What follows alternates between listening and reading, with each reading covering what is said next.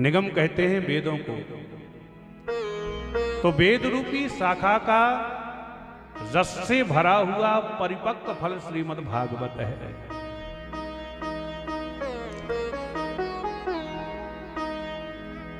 जो फल डाली में बहुत ज्यादा पक जाते हैं तो वो स्वतः ही पतित होकर के टूट जाते हैं, गिर जाते हैं। पर बहुत ज्यादा रस से भरे रसीले फल जब नीचे गिरते हैं तो फूट जाते हैं। तो क्या ये भागवत रूपी फल भी फूटा है?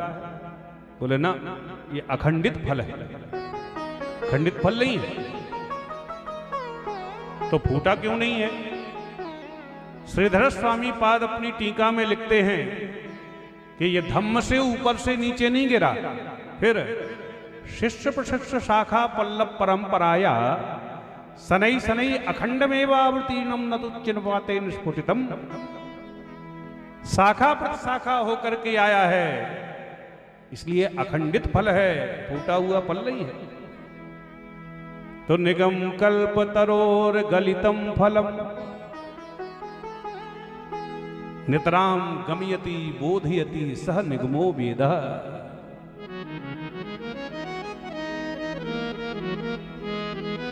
और निश्चित रूप से यह भागवत रूपी फल मीठा है। क्या प्रमाण है? बोले फल का सबसे ज्यादा पारखी होता है तोता।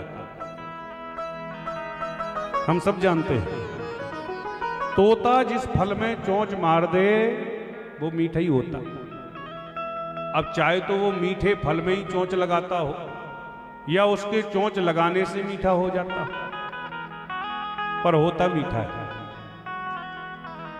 तो इस भागवत रूपी फल में भी शुकदेव रूपी तोते ने अपनी चंचू का प्रहार कर दिया है। सुख मुखादम तद्रव संयुतम। तो निश्चित रूप से यह भागवत रूपी फल मीठा है। अच्छा, तो इस भागवत रूपी फल में कौन सा रस भरा है? बोले अमृत द्रव संयुतम। अमृत द्रव भरा हुआ है। देखो भाई, अमृत नाम है परमात्मा का। हम जितने भी संसारी जीव हैं वो सबके सब मृत हैं। कोई आज चले गए, कोई कल चला जाएगा। यहां पर कोई ना परमानेंट। चाय लगा लो ओके साबुन, चाय लगा लो सेंट, यहां पर कोई ना परमानेंट। काम क्रोध मद लोभ मोह के खुले हैं रेस्टोरेंट। खा लो पी लो मौज उड़ा लो फिर होगा जजमेंट। यहां पर कोई ना परमानेंट। तो सारे संसारी जीव मृत हैं और भगवान अमृत हैं, अर्थात प्रभु कभी न मरने वाले। तो अमृत द्रव भरा हुआ है इसमें। तो क्या करें महाराज? बोले पिबत भागवतम, पियो। बोले वाह महाराज, इधर तो भागवत को फल बता रहे हो और इधर कह रहे हो पियो। कोई आपसे कह लो सोनी जी ये पपीता का फल है पी लो, लो डॉक्टर साहब ये सेव का फल है पी लो, तो कैसा लगे? आप यही कहेंगे अरे महाराज फल भी कहीं पिए जाते हैं क्या? तो बोले फल तो नहीं पिए जाते, पर फल का ही यदि जूस निकाल लिया जाए, रस निकाल लिया जाए, तब फिर थोड़ी कोई ये कहता है लो महाराज ये अनार का रस है खा लो, फिर तो यही कहेंगे अनार का जूस है पी लो। तो ऐसे ही इस भागवत रूपी फल की विशेषता यह है कि इसमें छिलका गुठली का कोई काम नहीं है, रस ही रस भरा हुआ है। और एक विशेषता और है, सांसारिक फल जहां से पाए जाते हैं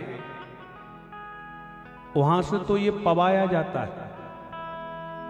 अरे संसार के फल मुंह से ही तो खाए जाते, पर भागवत रूपी फल को मुंह से खिलाया जाता है, पान कराया जाता है। तो पिए कहां से? बोले कान रूपी दोनों को संभालो तो पिबत भागवतम, पीते चले जाओ। तो कब तक पिए महाराज? आजकल लोग बाग यही कि अरे महाराज अब गली गली में तो कथा हो रही है, कब तक भागवत सुने, कईयों बार तो सुन चुके हैं। तो समझ लो जो ऐसा कहता है उसने तो कथा के रस को ही नहीं जाना। तो कब तक पिए? बोले आलयम मोक्ष पर्यंतम, पीते चले जाओ, पीते चले जाओ। क्योंकि भगवान की कथा सुन करके तो और पिपासा बढ़ने लगती है। धावंती रसलम पटाह, तो पिबत भागवतम रसमालयम आलयम मोक्ष पर्यंतम, मुहुरहो रसिका भुवि भावुका। भुवि शब्द कह के वैसे दो लोगों को निमंत्रण दिया, अहो रसकाः अहो भावुकाः। अरे आओ आओ रसिक जनों, इस भागवत कथामृत को पान करो। आओ भावुक जनों, आओ रसिक जनों। तो बोले क्यों महाराज, रसिक और भावुक जन के अलावा क्या कथा नहीं सुन सकते? बोले ना ना ऐसी बात नहीं। फिर बोले वैसे तो ये सार्वजनिक प्याऊ है, कोई भी आए कथा रस का पान करे और जाए। पर रसिक और भावुक जन जो है ना, वो भगवान की कथा के पिपासु हैं, प्यासे। और प्यासा व्यक्ति पानी की कीमत को समझता है।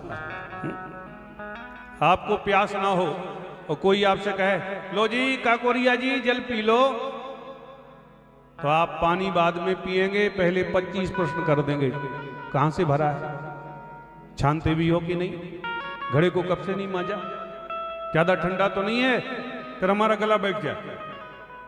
अब ये प्रश्न क्यों सूझ रहे हैं? क्योंकि प्यास नहीं है।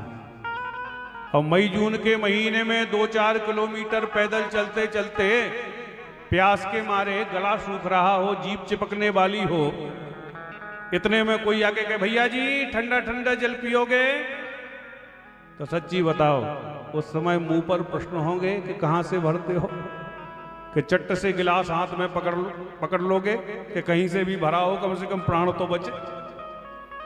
तो रसिक और भावुक जन जो हैं वो भगवान की कथा के पिपासु हैं, प्यासे। तो पिबत भागवतम रसमालयम मुहुरहो रसिका भुवि भावुका।